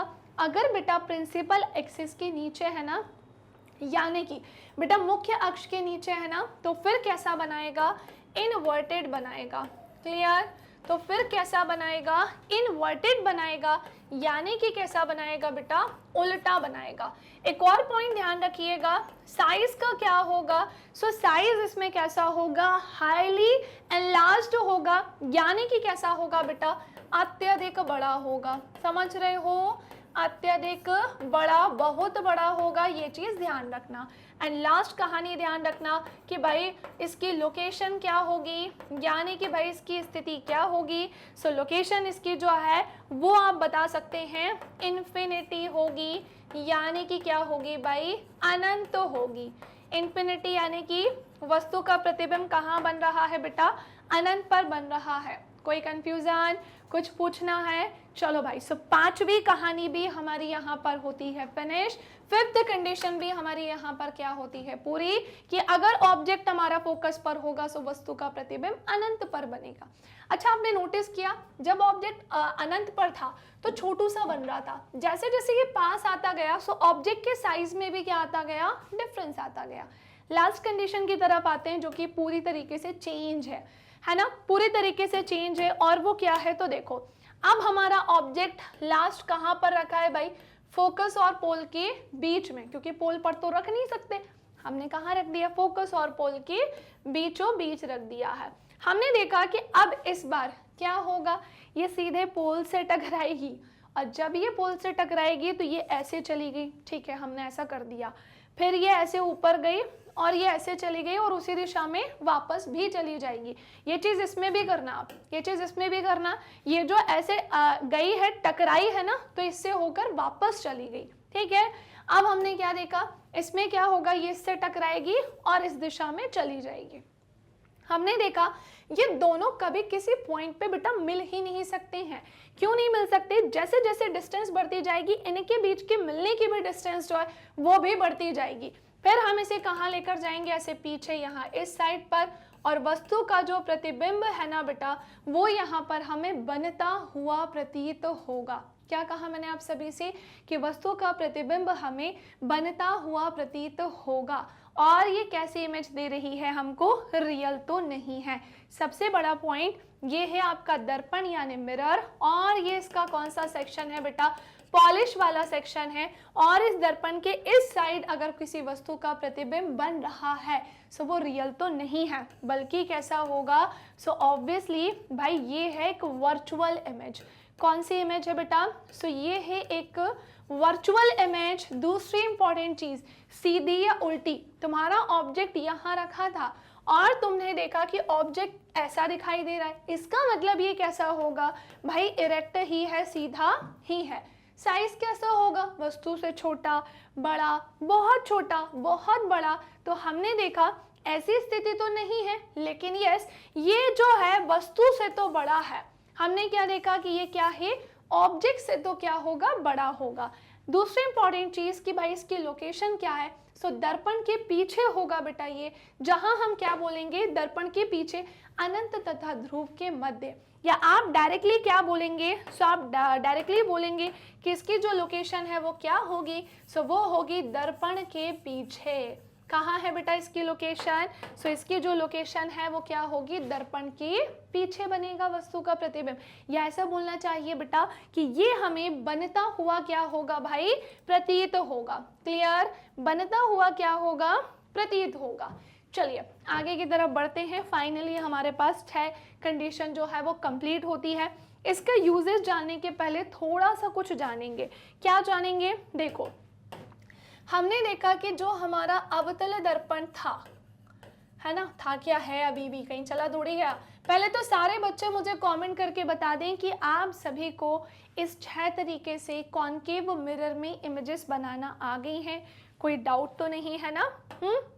चलो, तो हमने क्या देखा कि बेटा ये जो हमारा अवतल दर्पण है, यानी कि बेटा हमारा जो कॉनकेव मिरर है, कौन सा मिरर है, कॉनकेव मिरर है।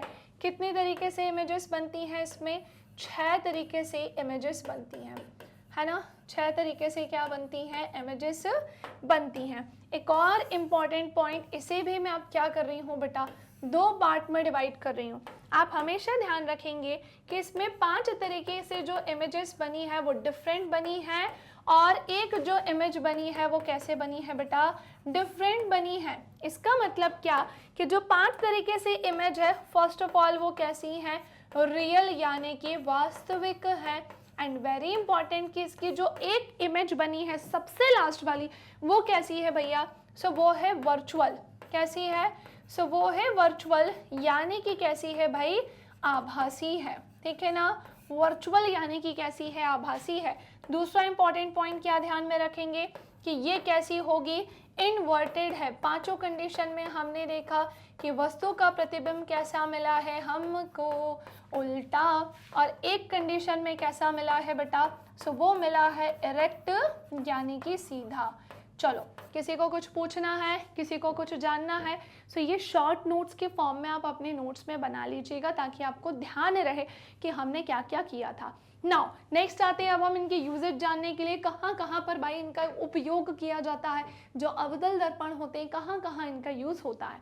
सो मोटर कारों, रेल के इंजनों, स्टीमरों तथा सर्च लाइट के लैंपों में परावर्तक के रूप में किसका यूज करते हैं, अवतल दर्पण का, जिससे दूर की वस्तुओं को फोकस किया जा सकता है, प्रकाशित किया जा सकता है। और बड़ी फोकस दूरी और बड़े द्वारक के अवतल दर्पण का उपयोग बेसिकली किस लिए किया जाता है, शेविंग बनाने में या दाढ़ी बनाने में किया जाता है। ठीक है, छोटे अवतल दर्पण द्वारा प्रकाश की जो किरणें हैं वो परावर्तित करके डॉक्टर जो होते हैं आंख, दांत, नाक, गले आदि का निरीक्षण करते हैं, और सौर भट्टियों में सूर्य के प्रकाश को केंद्रित करने के लिए बड़े बड़े अवतल दर्पण का क्या किया जाता है, उपयोग किया जाता है। चलिए, सो यहाँ पर अवतल की कहानी होती है फिनिश और उत्तल की कहानी होती है शुरू। अब उत्तल दर्पण के द्वारा प्रतिबिंब बनाना हम सीखेंगे, प्रतिबिंब बनना हम सीखेंगे। Image formation by a convex mirror, 2 ही तरीके से इसमें बनेगा, कंडीशन ही नहीं है। आप कहाँ रखोगे ऑब्जेक्ट, इन्फिनिटी पर या फिर इन्फिनिटी और पोल के बीच रखोगे, और कोई ऑप्शन नहीं है तुम्हारे पास। क्या बोला मैंने कि भाई ये है तुम्हारा मिरर, समझ रहे हो, और ये यहाँ से कैसा है, पूरी तरीके से पॉलिश है। तुम्हारे पास कंडीशन क्या बची, या तो तुम अनंत पर रखोगे या तो अनंत और पोल के बीच में रखोगे। इसीलिए उत्तल दर्पण में दो ही तरीके से क्या बनता है, वस्तु का प्रतिबिंब बनता है। चलो दोनों से बनाते हैं। अगर वस्तु कहाँ पर है, इंफिनिटी यानी अनंत, आप खुद देखो क्या हो रहा है, लाइट रेस प्रकाश की किरण ऐसे आ रही है ना, और जब ये ऐसे गई है ना तो डाइवर्ज हुई है, क्योंकि भाई जो उत्तल दर्पण होता है उसमें प्रकाश की किरण फैलने का काम करती हैं। सो यहाँ पर ये फैलने का काम कर गई। अब थोड़ा सा सोचो, ये दोनों कभी किसी पॉइंट पे मिलेंगे क्या, कभी नहीं मिलने वाले। फिर हमने क्या देखा कि यहाँ पर ये जो लाइट या प्रकाश की किरण है जाती हुई प्रतीत होगी और ये एक पॉइंट पर आकर मिलेंगे। वही पॉइंट क्या कहलाता है बेटा, फोकस कहलाता है। ये एक पॉइंट पर आकर मिलेंगे और वही पॉइंट क्या कहलाता है, फोकस कहलाता है। सो हमने क्या देखा, वस्तु का प्रतिबिंब फोकस तल में दर्पण के पीछे बना, बिल्कुल सही बोला है। रियल वर्चुअल, अगेन वर्चुअल है, अगेन सीधा है, और वस्तु से कैसा है, छोटा, कह सकते हैं बिंदु आकार का। क्या कह सकते हैं भाई, बिल्कुल कह सकते हैं कि ये कैसा होगा, बिल्कुल कह सकते हैं कि ये बिंदु आकार का होगा। सो इसकी एक ही कंडीशन हमने जानी, और वो कंडीशन क्या थी कि अगर हमारा जो ऑब्जेक्ट है बेटा, यानी कि जो हमारी वस्तु है वो कहाँ पर रखी होगी। सो हमने जाना कि अगर हमारा ऑब्जेक्ट यानी कि वस्तु रखी होगी अनंत और पोल के बीच में।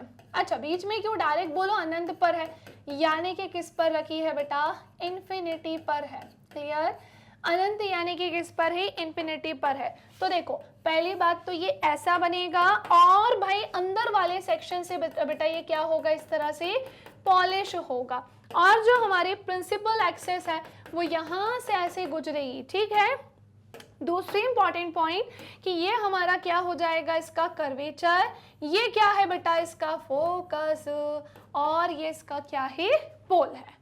अब ऑब्जेक्ट कहाँ रखना है हमको, सो हमें ऑब्जेक्ट रखना है इन्फिनिटी यानी कि अनंत पर। तो जब हमने इसे कहाँ रखा है, इन्फिनिटी यानी कि अनंत पर, लाइट रेस आएगी, मिरर से टकराएगी, कन्वर्ज होगी या डाइवर्ज, भाई कॉनकेव कॉन्वेक्स मिरर है हमारा, यानी कि ये यहाँ पर डाइवर्ज होगी, यानी कि ये यहाँ पर फैलने का काम करेगी।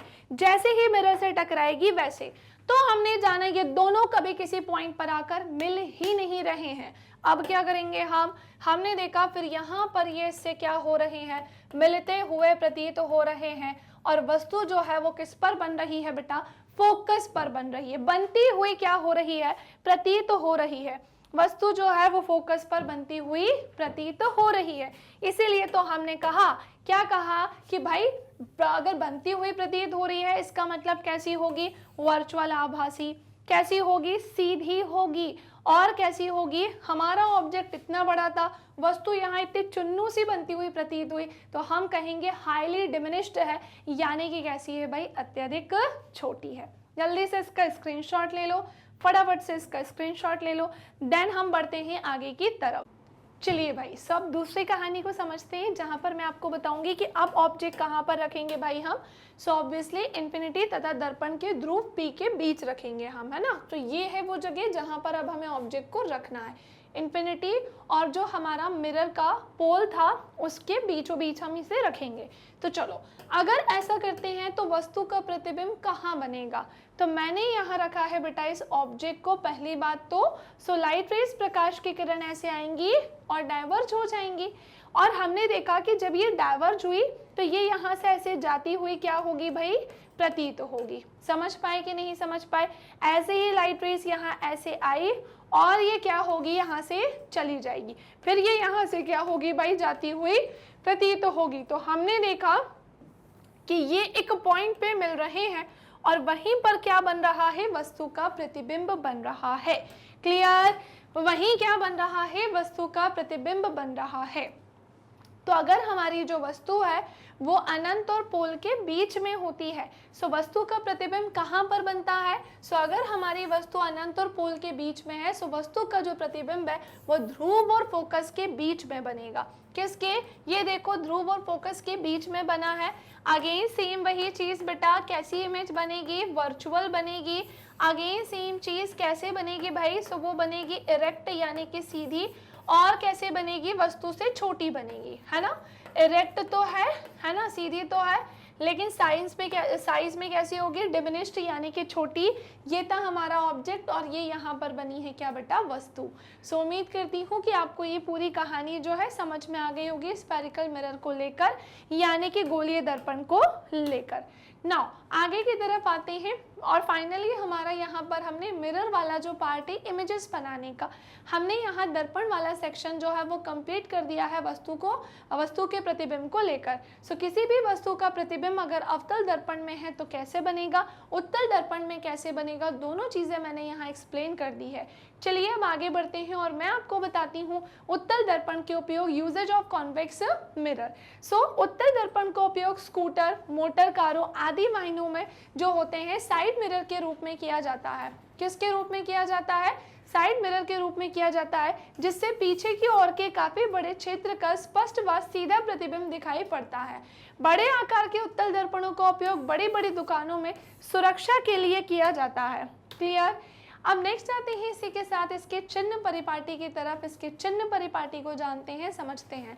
तो बेटा जो ये चिन्ह परिपाटी मैं आपको अभी बताने जा रही हूँ ना, सेम यही चिन्ह परिपाटी किसके लिए होने वाली है, हमारे लेंस के लिए होने वाली है।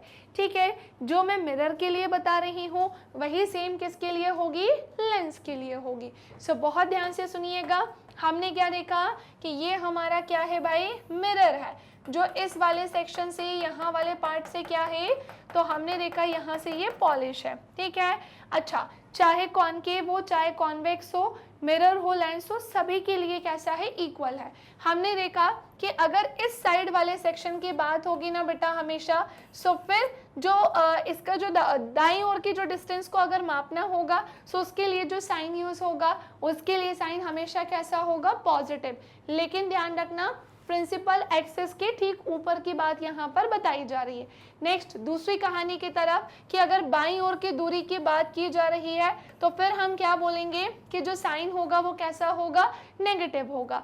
अगर डायरेक्शन इस साइड होगी, डिस्टेंस इधर साइड की होगी, सो फिर कैसा होगा, ये पॉजिटिव। और जो है इस साइड की पोजीशन होगी यहाँ वाली बाईं ओर वाली, तो फिर साइन कैसा होगा, नेगेटिव होगा। कि अगर मैं आपसे बोलूं कि वस्तु जो है वो दर्पण के सामने इतनी इतनी दूरी पर रखी है, सो फिर आप साइन कैसा लगाएंगे, नेगेटिव। अगला इंपॉर्टेंट पॉइंट कि अगर मैं बोलूं वस्तु की जो ऊंचाई है या उसकी जो हाइट अगर बताई जाएगी ना, तो वो हमेशा किस में जाएगी, पॉजिटिव में जाएगी। अगर मैं बोलूं कि वस्तु की ऊंचाई इतनी इतनी है तो फिर उसको हम किस में लिखेंगे, पॉजिटिव। लेकिन हम ये क्यों लिख रहे हैं, क्योंकि बेटा ध्यान से सुनो, जब भी क्या होता है, जब भी किसी वस्तु का प्रतिबिंब बनता है तो आपको क्या इससे रिलेटेड न्यूमेरिकल्स भी आते हैं एग्जाम में, है ना। इससे रिलेटेड बेटा न्यूमेरिकल्स भी आते हैं। जब मैंने आपको ये चैप्टर पढ़ाया है ना, प्लेलिस्ट में जाके देखना आप, मैंने सीक्वेंस में सारी चीज़ें जहाँ पढ़ाई है तो उसमें एक सेशन मैंने न्यूमेरिकल का भी लिया है। न्यूमेरिकल क्वेश्चंस बेटा मैंने वहाँ पर सॉल्व कराए हैं। सो उसे ज़रूर देखना ताकि आपके ये सारे ही डाउट्स जो हैं और ये सारी चीज़ें आपको पता चल जाए कि कैसे इन चिन्हों का प्रयोग करना है। हालांकि मैं अभी आपको बता रही हूँ कि दूरी या डिस्टेंस अगर इस साइड होगी, चाहे मिरर हो चाहे लेंस हो, कुछ भी क्यों ना हो, हमेशा साइन पॉजिटिव होगा। डिस्टेंस अगर इसके सामने इधर के लिए लेकर जाएगी तो डिस्टेंस जो साइन होगा हमेशा नेगेटिव। और अगर बोला जाएगा वस्तु की ऊंचाई के बारे में ऊपर की ओर, तो फिर साइन कैसा होगा, पॉजिटिव। और अगर ऊंचाई नीचे की ओर बात की जाएगी ना, तो फिर साइन कैसा होगा, नेगेटिव। बेटा आप पता है इसे ऐसे भी समझ सकते हो, आप पता है इसे ऐसे भी समझ सकते हो। कैसे, अगर यहाँ पर हम देखें तो साइन कैसा है, सो ये पॉजिटिव। अगर हम यहाँ देखेंगे तो साइन कैसा है, नेगेटिव। अगर हम ऊपर की ओर देखेंगे तो साइन कैसा है, पॉजिटिव। और अगर हम नीचे की ओर देखेंगे तो साइन कैसा है, नेगेटिव। समझ पाए कि नहीं समझ पाए। चलो तो ये कहानी है। आते हैं अब हम इसे थोड़ा सा इसकी थ्योरी के बारे में जानने। गोलीय दर्पणों द्वारा प्रकाश के परावर्तन में दर्पण से वस्तु की दूरी, प्रतिबिंब की दूरी, फोकस दूरी आदि को व्यक्त करने के लिए एक निश्चित चिन्ह परिपाटी का प्रयोग किया जाता है। बिल्कुल सही कहा है कि एक चिन्ह परिपाटी का प्रयोग करते हैं जो कि आपके सामने है। इसी के साथ बेटा दर्पण पर प्रकाश किरणें सदैव बाईं ओर से आपतित होती हैं। बिल्कुल सही बोला है कि अगर दर्पण है तो प्रकाश किरणें क्या होंगी, हमेशा बाईं ओर से ही क्या होंगी भैया, आपतित होंगी। बिल्कुल सही। सभी दूरियां दर्पण के ध्रुव से मुख्य अक्ष के साथ नापी जाती है। प्रिंसिपल एक्सिस की अगर बात करें, सभी डिस्टेंस जो होती है वो दर्पण के ध्रुव से प्रिंसिपल एक्सिस के साथ मापी जाती है, ये भी सही कहा है। ठीक है, चिन्ह परिपाटी को थोड़ा सा अब हम आगे लेके जाते हैं, इसके दूसरे पॉइंट्स को भी बेटा अब हम जानते हैं, इसके दूसरे पॉइंट को भी समझते हैं। जैसे कि क्या, दर्पण के ध्रुव के दाईं ओर ये रहा हमारा दर्पण और ये रहा इसका ध्रुव, है ना। क्या बोला बेटा कि ये क्या है, इसका दर्पण, और इस दर्पण का ये क्या है भाई, ध्रुव है। सो दर्पण के ध्रुव के दाईं ओर अर्थात आपतित किरणों की दिशा में नापी गई दूरियां हमेशा कैसी होती हैं, धनात्मक होती हैं, पॉइंट। हमें ये चीज जान ली। दर्पण के ध्रुव के बाईं ओर अर्थात आपतित किरणों की विपरीत दिशा में नापी गई दूरियां हमेशा कैसी होती हैं, ऋणात्मक। ये है आपतित किरण, पहली किरण जो ऐसे आती है सामने टकराती है तो वो तो आपतित किरण होती है, इसके विपरीत दिशा की बात चल रही है। सो दर्पण के ध्रुव के बाईं ओर अर्थात आपतित किरणों की विपरीत दिशा में जो नापी गई दूरियां है ना, वो ऋणात्मक चिन्ह के साथ ली जाती हैं। किस चिन्ह के साथ, ऋणात्मक चिन्ह के साथ ली जाती हैं।